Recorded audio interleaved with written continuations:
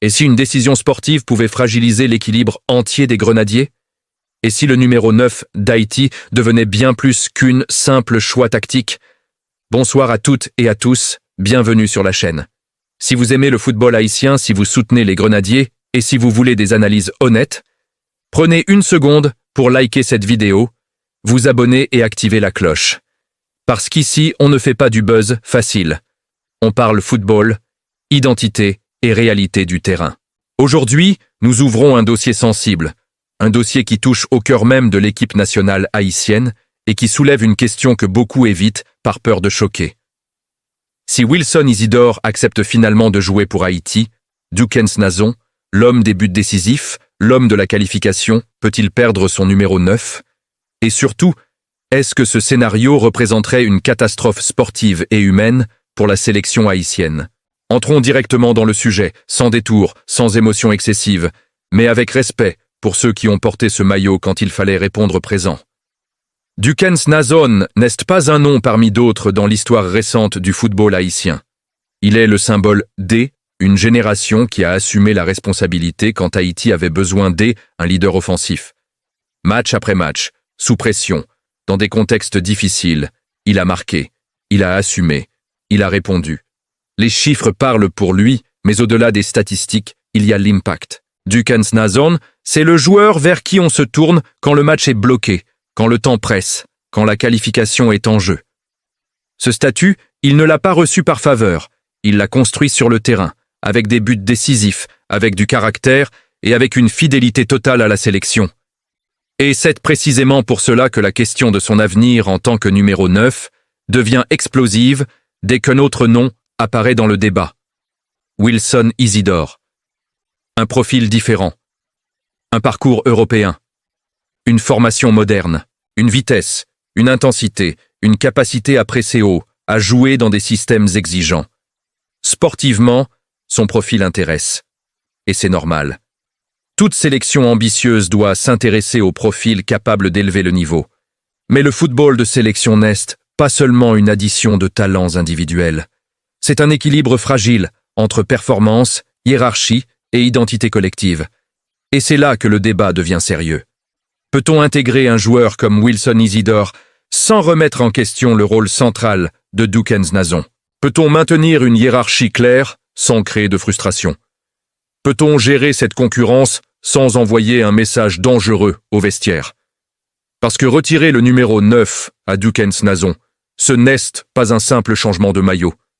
C'est un signal envoyé à tous les joueurs qui ont mouillé ce maillot pendant les phases de qualification. Le message serait clair. Peu importe ce que tu as fait hier, tout peut être remis en question demain. Dans le football de club, cette logique est normale. Dans une sélection nationale, surtout une sélection en construction comme Haïti, elle peut être destructrice si elle est mal gérée. Il faut comprendre une chose essentielle. Dukens Nazon n'est pas seulement un attaquant. Il est un repère, un leader respecté, un joueur qui incarne la continuité du projet. Le mettre brutalement en concurrence frontale, sans explication, sans transition, pourrait créer un malaise profond. Et ce malaise ne se verrait pas forcément sur le terrain immédiatement, mais il s'installerait dans les esprits. Le football international regorge d'exemples de sélections qui se sont affaiblies non pas par manque de talent, mais par mauvaise gestion humaine. La question n'est donc pas de savoir si Wilson Isidore est bon ou non. La question est de savoir comment l'intégrer sans casser ce qui a été construit. Car il ne faut jamais oublier une chose. Haïti ne s'est pas qualifié par hasard. Cette qualification est le fruit d'un travail collectif, d'une cohésion, d'une confiance mutuelle entre le staff et les joueurs. Dukens Nazon a été l'un des piliers de cette confiance. Le toucher, c'est toucher à l'équilibre général. Mais à l'inverse, peut-on se permettre de refuser une amélioration potentielle de l'équipe par peur de froisser un cadre? Non plus. Le très haut niveau ne laisse pas de place à la complaisance. Si Haïti veut exister face aux grandes nations, elle devra être compétitive, intense, imprévisible. Et dans cette optique, la concurrence devient inévitable. Le problème n'est donc pas la concurrence elle-même. Le problème, c'est la manière dont elle est introduite. Si Wilson Isidore arrive avec un statut implicite de titulaire, cela deviendra un problème. Si Dukens Nazon est relégué sans dialogue, ce sera une erreur. En revanche, si la concurrence est saine, transparente, basée sur le projet de jeu, alors elle peut devenir une force. Mais soyons lucides. Le poste de numéro 9 est le poste le plus sensible dans une équipe. Il n'y a qu'un ballon, qu'un but, qu'un homme en pointe. Et dans l'imaginaire collectif, le numéro 9 est le symbole du héros, du buteur, du sauveur.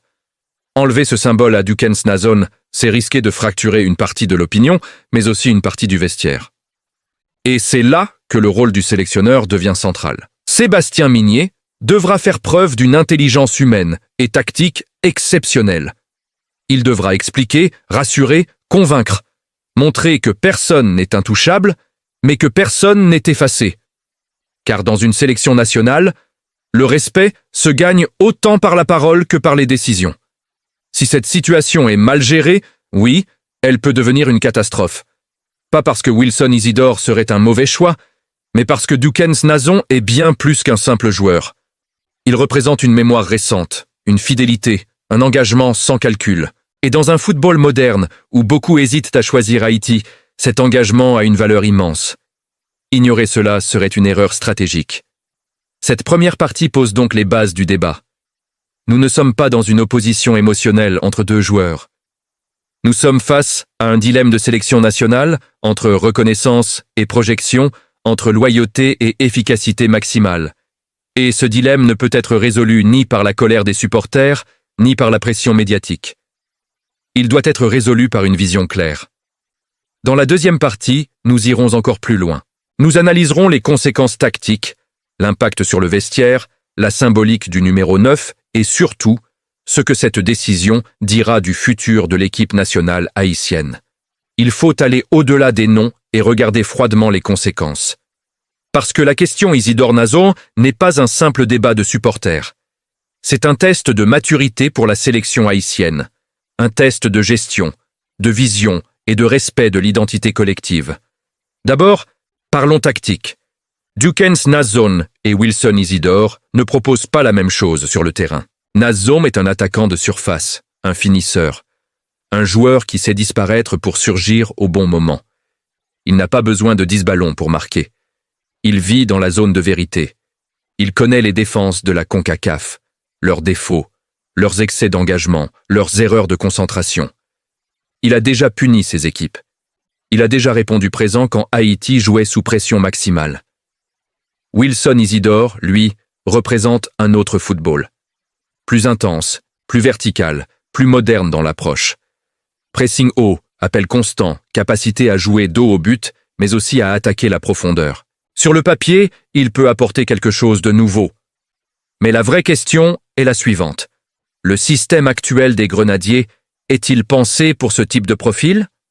Ou faudrait-il adapter toute l'animation offensive pour lui? Changer de numéro 9, ce n'est pas seulement changer un joueur, c'est souvent changer la manière de jouer. Les appels, les centres, les transitions, le rythme. Et une sélection nationale n'a pas le luxe du temps qu'a un club. Les automatismes se construisent lentement. Toucher à ce point d'équilibre sans préparation peut coûter cher dans des matchs couperets. Ensuite, il y a le vestiaire. Et là, on entre dans une dimension encore plus délicate. Dukens Nazon n'est pas un leader qui parle beaucoup dans les médias, mais c'est un leader par l'exemple. Les joueurs savent ce qu'il a fait pour cette équipe. Ils savent qu'il a accepté des conditions parfois compliquées, des déplacements difficiles, des matchs ingrats, sans jamais se cacher.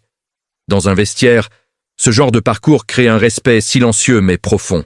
Si demain, ce leader se sent fragilisé, pas sportivement, mais symboliquement, cela peut envoyer un message très dangereux, celui que l'histoire récente ne compte pas. Et quand les joueurs sentent que la loyauté n'est pas reconnue, l'engagement baisse, même inconsciemment. Pas par révolte ouverte, mais par perte de confiance. La pression sur lui sera immense. Chaque occasion manquée sera amplifiée. Chaque match sans but deviendra un débat national. Et ce contexte peut aussi nuire à sa performance. On a vu des talents se perdre non pas par manque de qualité, mais par mauvaise gestion de leur intégration. Il faut aussi parler de la symbolique du numéro 9. Dans le football haïtien, ce numéro a une valeur particulière. Il est associé aux buts importants, aux qualifications, au moment où le pays retient son souffle. Retirer ce numéro à Dukens Nazon, ce n'est pas anodin. Ce n'est pas cosmétique. C'est presque politique, au sens footballistique du terme. Cela dit quelque chose sur la direction que prend la sélection. Est-ce que Haïti veut envoyer le message que tout repart à zéro à chaque nouveau profil? Ou est-ce que Haïti veut construire une continuité, où les nouveaux viennent s'intégrer à une structure existante plutôt que de la remplacer? Et puis il y a la question du futur, car ce choix dépassera largement le cas Nazon-Isidore. Les autres joueurs binationaux observent, ceux qui hésitent, ceux qui se demandent si s'engager pour Haïti en vaut vraiment la peine. La manière dont cette situation sera gérée servira de référence. Si Haïti montre qu'elle respecte ceux qui ont répondu présent quand c'était difficile, elle gagnera en crédibilité. Si elle donne l'impression que tout est jetable, elle renforcera les hésitations. Soyons clairs, personne ne demande que Dukens Nazon soit intouchable. Le très haut niveau ne fonctionne pas comme ça. Mais il y a une différence entre concurrence et remplacement brutal.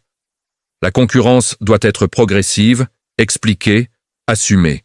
Elle doit s'inscrire dans un projet collectif clair, pas dans une réaction à un nom ou à un profil à la mode. Vous devrez gagner votre place exactement comme tous les autres par vos performances et votre engagement total. Et si vous venez sans la bonne mentalité, sans l'envie réelle d'être là, sans la connexion avec le groupe, alors la porte de sortie est également ouverte pour vous laisser partir. Merci d'avoir écouté cette analyse approfondie des déclarations du coach Sébastien Migné. Des mots qui en disent long sur sa vision, sur sa philosophie, sur ses priorités pour la Coupe du Monde 2026. On se retrouve très bientôt pour continuer à suivre ensemble l'aventure de nos grenadiers vers le mondial.